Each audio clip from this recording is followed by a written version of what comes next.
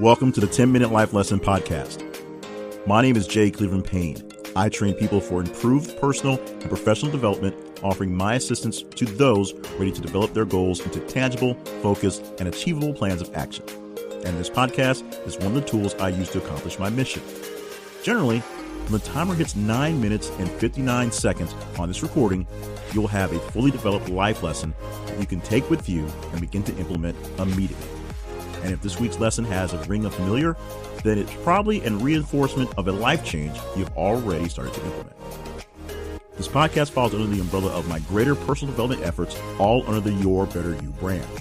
For more information on accountability coaching or to gain access to tools, tricks, and life hacks, visit yourbetteryouinfo. Thank you for joining me on this journey today.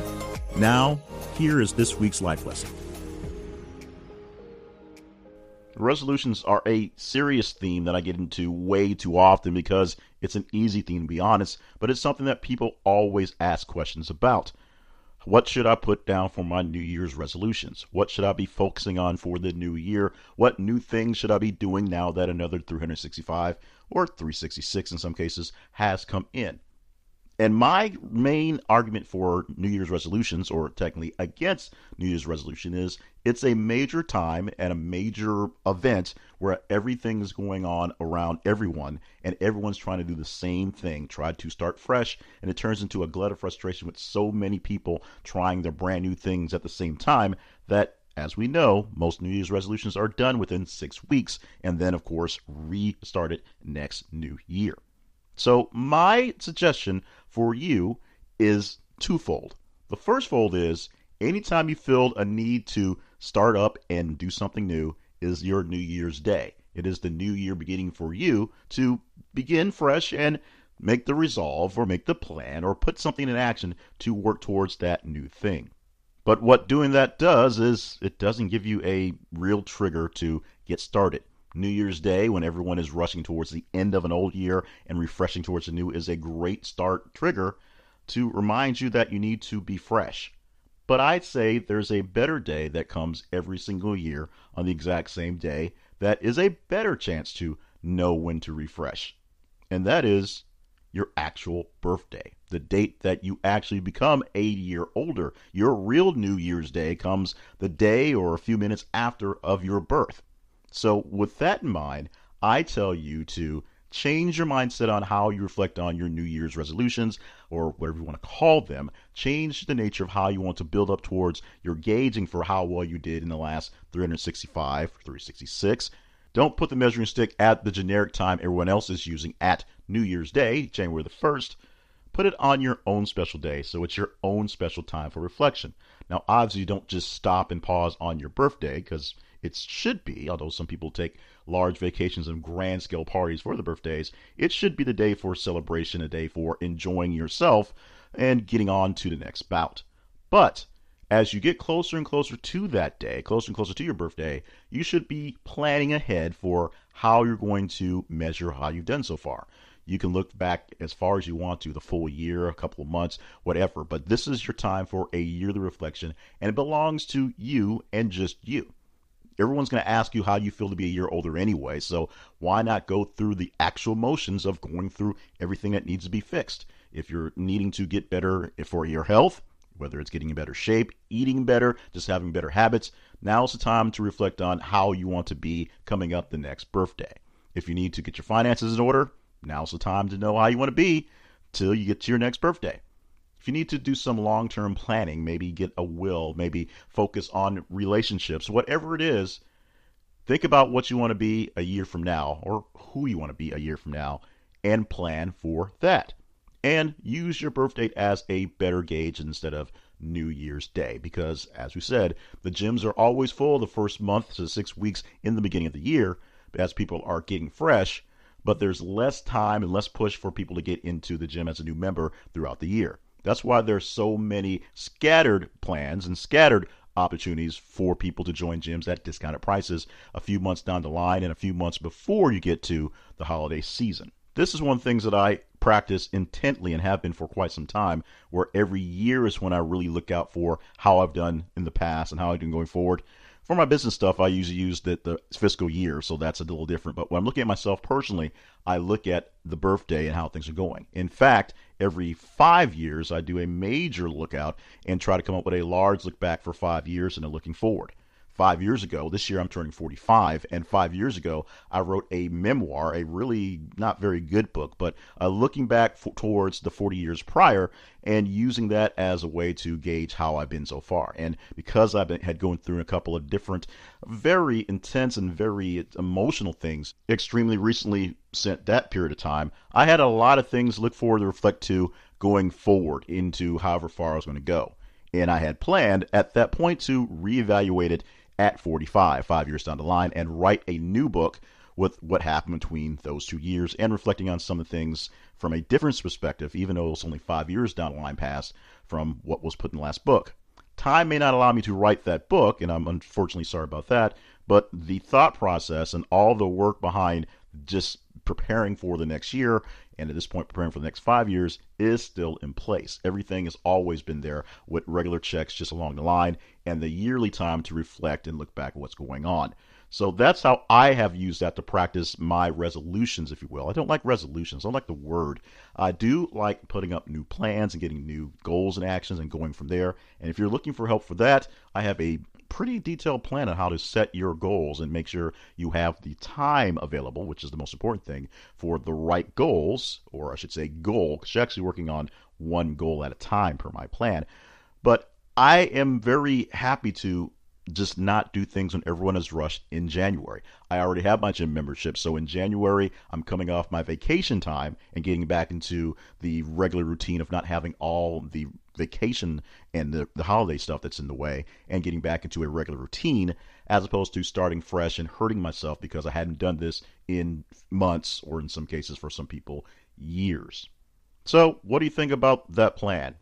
Taking a shift in your thought process and moving away from doing your New Year's resolutions, or as I've said many times, your New Year's new goals at the beginning of your actual reset new year, whenever you turn a certain age, or the next age, I should say, and plan around that. You can do it on your birthday. You can do it a few days after your birthdays. You can do it a month before. It doesn't really matter. But the trigger for you to take a look at your past and going forward would be, at this point now, your birthday. I'm suggesting that to you.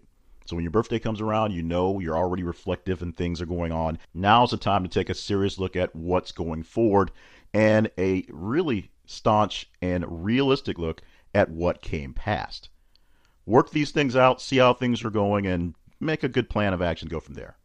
And to help you out, get that started, here's the basic work I do for my goals, a basic goal setting plan, if you will. You basically just start off by making a list of everything you believe you need to work on. Every single piece, every single thing, every single idea you might have that you think you want to work on, and you put it down on one sheet of paper. You literally put it down on one sheet of paper. Then you take a look through and mark down all the things that you know you won't have the time for. You know things will get in the way. You know you don't really want to do, but people say you probably should, but you know you can't really do it. And you get a realistic listing of things that you want to improve on, you want to work on.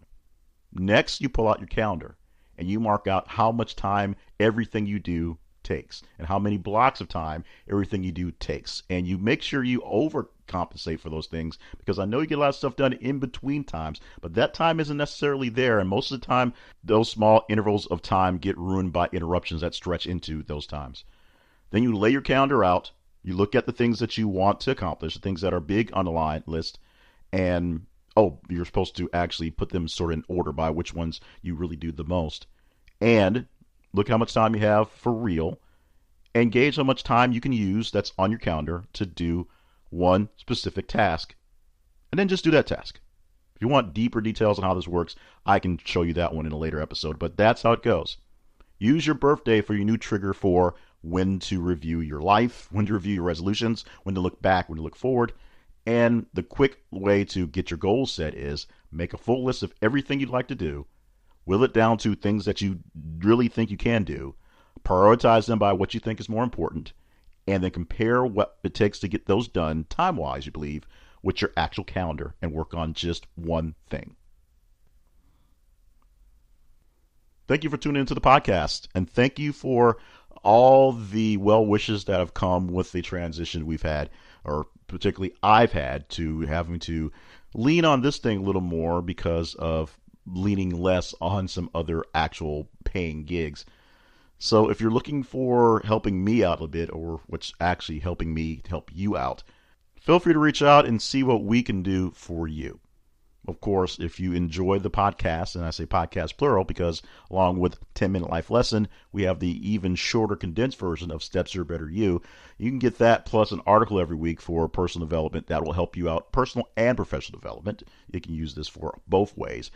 Just by going to the website, yourbetteryouinfo, every single week and checking those out, or subscribing to the podcast in however you like to get your pods. You can reach out to me directly here for these issues by going to yourbetteryouinfo@gmail.com. You can go to the website, of course, and you can see online there's a link with a menu, if you will, of services that I offer, and plus I have teams that offer up to help you get whatever you need in order, whether you need to get your company on the right track by getting a properly done plan of action, whether you need to get yourself on the right track by just evaluating your goals, or whether you just need somebody to kind of press your button every so often and just be your accountability partner. There are various different things that I offer up, and you can find the listing there at yourbetteryou.info. You can also find more information about me at jclevelandpayne.net and email me directly at jclevelandpayne@gmail.com. And that's pretty much it. We're doing what we can to provide great episodes here, great information here, so that everything here is awesome, because we like awesome. Everything here is worth using, and the 10-minute approach to this, ever since I got into doing podcasting and wanted to do a podcast on personal development, there were all these people who promised these things that you get them in 10 minutes, and then Gab for the first 5 minutes gave you a quick 3-minute blurb. I want to give you a full 10 minutes worth of time, although you know by now it's technically 9 minutes because I gab for a full minute to get started. And then I tell all the details, house cleaning on the back end. Everybody seems to enjoy it, so we're going to keep doing it that way, and we're going to do what we can to rebuild our physical aspects. Right now, we don't have a full-time studio, so I'm using my office, which is not properly shielded for things, but it's good enough because you can hear it. We're getting out there, and the details and messages are good. So we're going to keep giving you good information, not just good enough information, but it's good enough for the audio quality. It is good information that you want to use and use as quickly as possible.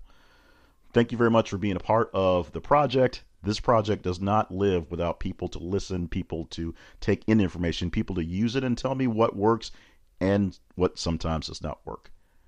So this is not a sometime. We'll have another episode of this edition of this podcast next week, to allow for more great information and more great things. Some of them fairly simple, but some of them extremely profound to get you going for your personal and professional life.